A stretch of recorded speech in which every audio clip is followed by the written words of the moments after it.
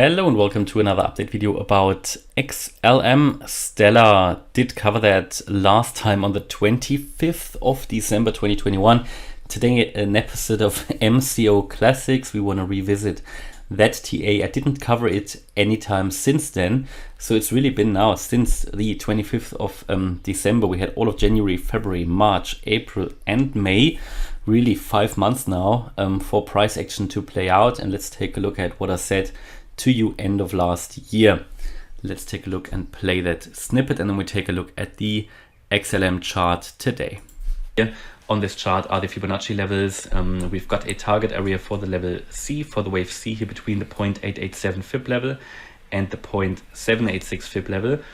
Normally you would assume that the 0.618, I mean, we've already come into it, but I think, so normally you would say, right, for this move down here, this area would be acceptable and valid, but we've already come into it, and I think based on what I see on the Bitcoin chart, I think we could come even lower once more. So this is already valid, but you would need, for a wave C, you would need to come down lower anyway. So because we came down so far in the wave A and we haven't really seen an impulsive move here to the upside yet, I think we're coming down once more, also considering my expectation for Bitcoin that we are going to lose another maybe 40 to 50% of the Bitcoin value before we go. Okay, boom. So let's take a look at what actually happened. There you go. We came perfectly into this price region for XLM. Yeah, we had here a descending wedge on the chart that broke out to the downside, but doesn't mean that if you break a descending wedge to the upside, for example, no, it did break to the upside, which doesn't mean that if you break out of a descending wedge to the upside, that it always needs to be a sustainable move up. Yeah. So overall, that price target area was perfectly hit. I think also back in December, Bitcoin was still around 45k. I would need to check, but I talked about a 50% drop for Bitcoin. I think that worked out as well. Maybe not quite 50%. Well, maybe it did work out quite well. But the warning for XLM was as well that we go much lower. Yeah, in this ABC wave, which is part of an overall wave 2, because as per the elite wave method, this move here, that was a wave 1. Yeah, that was a wave 1. Yeah, an impulsive wave to the upside in 5 waves, and that we are now moving down here in this wave 2. The wave C should be here, so we're moving down here in a wave 2, which is a corrective wave. After the wave 2, we should expect a wave 3 to the upside in an ideal case, in a recovery. So this level here was very relevant between the 88.7% Fib level and the 78.6% Fib level. It still is relevant, yeah, because we came into it, we found support at the 88.7% Fib level, and this is what ideally XLM should hold. If it drops below that for a short period, not a major problem. I actually think it might drop below it. I think we will see a lower low compared to the low from the 12th of May, which was here. The level 10.5 cents. Yeah, so we briefly already broke below that 88.7% Fibonacci retracement level, but we haven't stayed below it for a longer period, not in this cycle. Yeah, not in this corrective wave down. What happens if we drop below it? Well, I mean, you could theoretically then assume that we will actually go down to the beginning of that overall wave here, to the 2.7 cent level. Now that would be a big hit. Therefore, I'm currently a bit concerned about XLM anyway. Not only because of that, I mean, we have other cryptos as well, which are in this region and which have even dropped below the 88.7% Fib level, like VeChain. There are a few others. Some of them I'm not really concerned about too much. I mean, it's never a good sign if a cryptocurrency drops below that level. The problem what XLM has, and unfortunately I can't see it here on the Bitfinex chart, but maybe we can take a quick look on the Binance chart. Yes, the problem that this cryptocurrency has together with XRP, by the way, they have a very similar use case anyway together as well, which is quite interesting. But the problem that we have here with XLM is that it has not made a new all-time high in the 2021 bull run. Now, that together with the fact that it dropped again, even though it's only briefly below the 88.7% Fib level, is slightly concerning.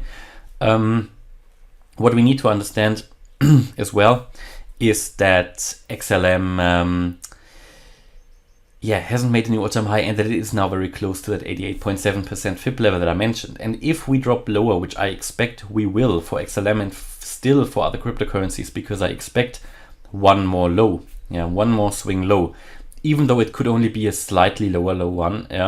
The concern is that it didn't make a new all-time high, and that same problem is on the XRP chart, and that just makes those charts look weaker compared to many other cryptos. Compare it to ADA. ADA as well dropped even in the last bear market below that 88.7% fib level, but made in this bull run a new all-time high. So that gives you the difference between a crypto that is at a risk of just fading out compared to a crypto that is still pumping, that is pushing, and the sentiment is increasing. And here, I'm not saying XLM will die, absolutely not, but it is just at a higher risk. And therefore, if we compare different cryptocurrency charts, there are some that look weaker and some that look stronger. And XLM is one of the ones that look weaker, not necessarily by what it has been doing with regards to the 88.7% fib level, even that adds to the case, but other cryptos are there in that region as well. But the major problem is that together, coupled with the fact it didn't make a new all-time high, and coupled with what we actually could see here potentially as a corrective wave. I mean, I did count it on the first chart that you just saw as an impulse here. This move to 80 cents in the 2021 bull run.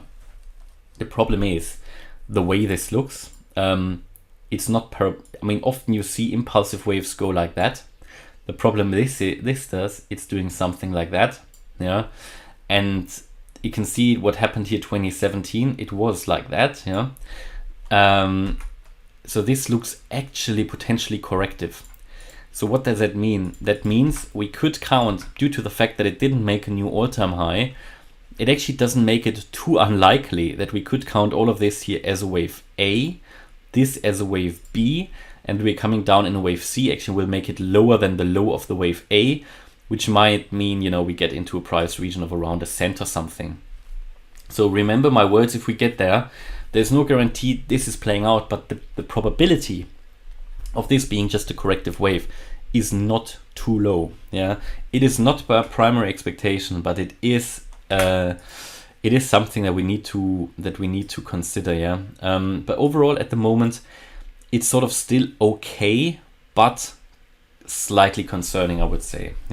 So I would rather, before I just go into XLM at the moment, I would rather want to wait for a signal that it starts to go up. I mean, there are cryptos where I personally don't have a headache in buying in and dollar cost averaging in a downtrend, like for example Bitcoin, Ethereum, even Cardano. Don't have a headache with.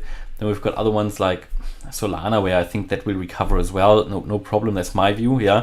But then there are others here like XLM where I wouldn't go in at the moment. I would personally want to wait for a clear signal that the bear market is over before I would start to dollar cost average into a coin like this one, because I just don't know how it will turn out. It has a potential.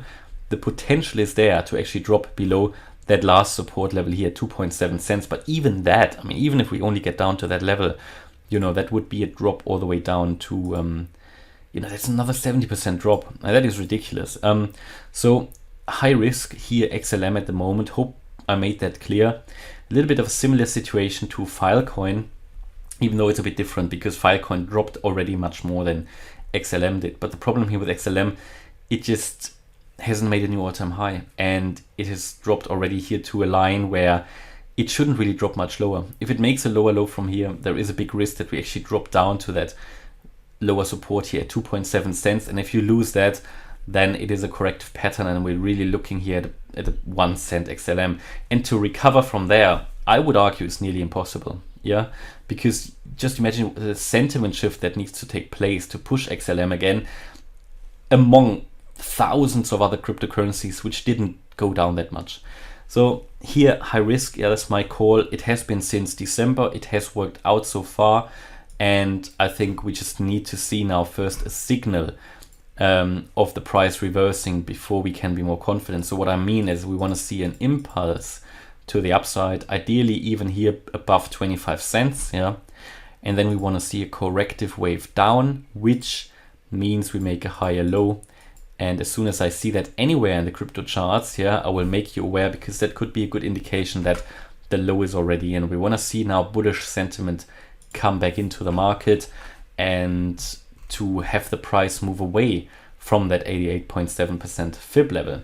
So that's my view about XLM at the moment. Hopefully you liked the update. If you did, please hit the like button, leave a comment and subscribe. And if you really like the content, check out the channel membership. Thanks a lot for watching. Bye bye.